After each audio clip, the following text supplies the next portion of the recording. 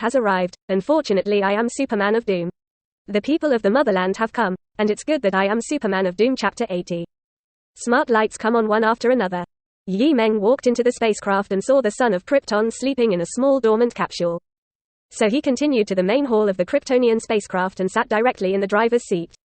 The driver's seat has budgeted the size of the Kryptonian wearing armor, but it still seems crowded, and the body where Dream of Doom sits is directly stretched out. Fortunately, the metal driver's seat of the Kryptonian civilization is still of good quality and supports.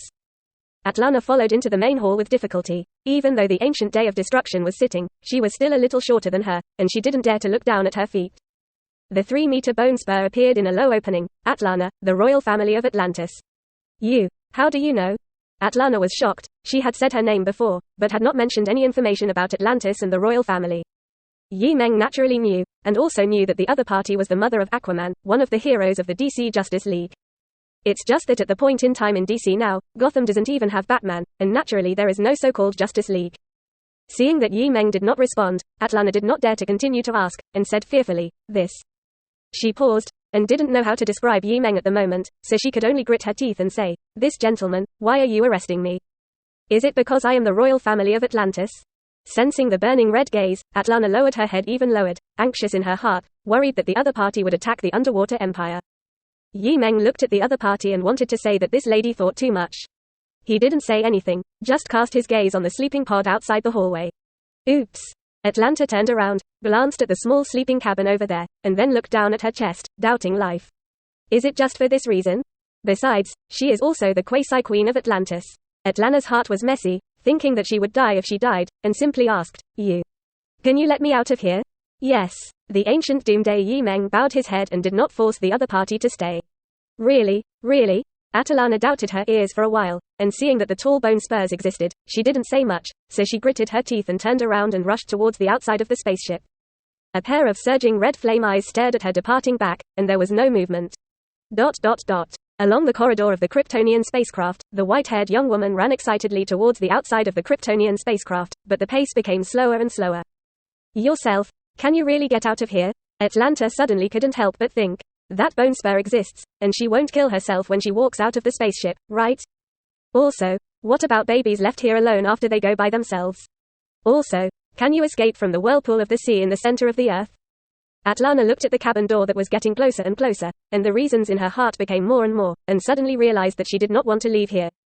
It's not that she is worried about retaliation for the existence of bone spurs, but that she stays here, and maybe the best result is.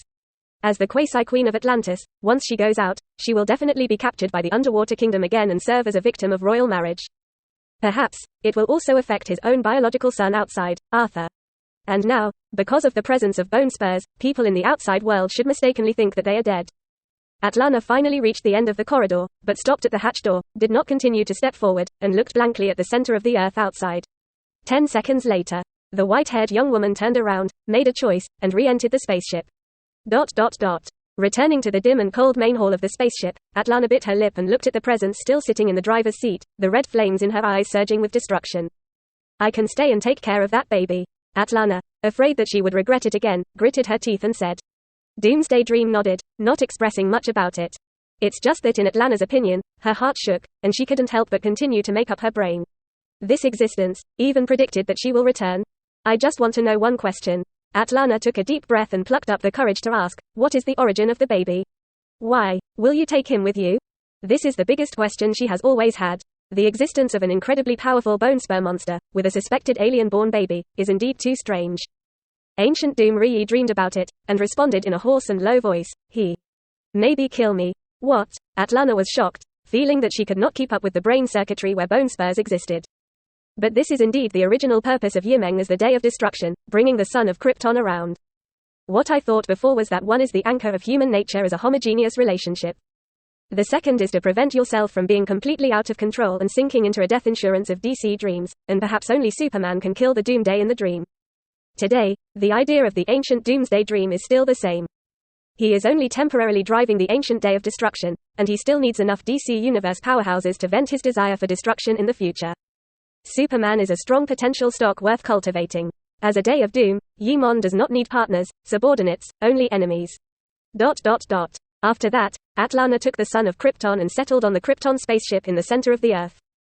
To Atlana's relief, the bone spurs did not live inside the ship and had been outside since that day. He often stood on the beach as if basking in the sun, and from time to time flew to the depths of the Earth's hidden sea, or arrived outside from the whirlpool of the sea, and continued to return to the beach to bask in the sun that day. That's it. Over the past month, Atlana has become accustomed to it, and sometimes when she sees bone spurs in the center of the Earth, she will worry about it. Of course, it is for some existential concern in the outside world.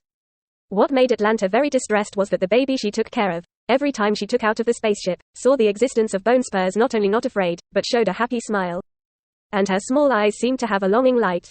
That's not right. It's so wrong. Atlana has decided to raise this alien child with great potential to become the king of land. So, maybe one day, this child will knock down the bone spurs and promote the connection and cooperation between the two worlds of the Earth, land and the bottom of the sea. 0092 changes in the ancient day of doom. A strange combination of monsters, young women, and babies, a month after officially settling in the hidden sea in the center of the Earth. On this day, Atlanta walked out of the cabin as usual with the baby named Clark. Bathed in the sun, the month-old baby suddenly pouted incoherently, his little head lifted hard to look at the side of the island beach. And his white and tender little hands also waved his fingers vigorously towards that side. Atlanta didn't need to look to know that the skull spur monster must be basking on the beach of the island outside. She glanced over there and quickly froze. Saw. Above the beaches of the Tibetan Islands, under the sun from the dome of the Earth, a 2.5-meter tall bone spur humanoid monster stood there, still wearing a black tight-fitting cloak battlesuit. The whole showed a muscle curve like molten iron. And the strong chest was totem of the S mark symbolizing hope. The originally bloated and strong body of bone spurs like a small mountain is obviously smaller. This is shrunk. Atlana's heart beat violently, startled by her offending thoughts, and secretly observed a few steps back. Well, that's right. It's indeed a shrunken circle. Of course, this is a huge body that is sturdy to bloated compared to before. Now it looks tall and scary, but the slim body is close to the golden ratio, plus the perfect muscle curve shown by the suit. If you don't look at the head, ignore the hideous bone spurs, and the body covered by black tight-fitting suits is simply like a perfect sculptural work of art.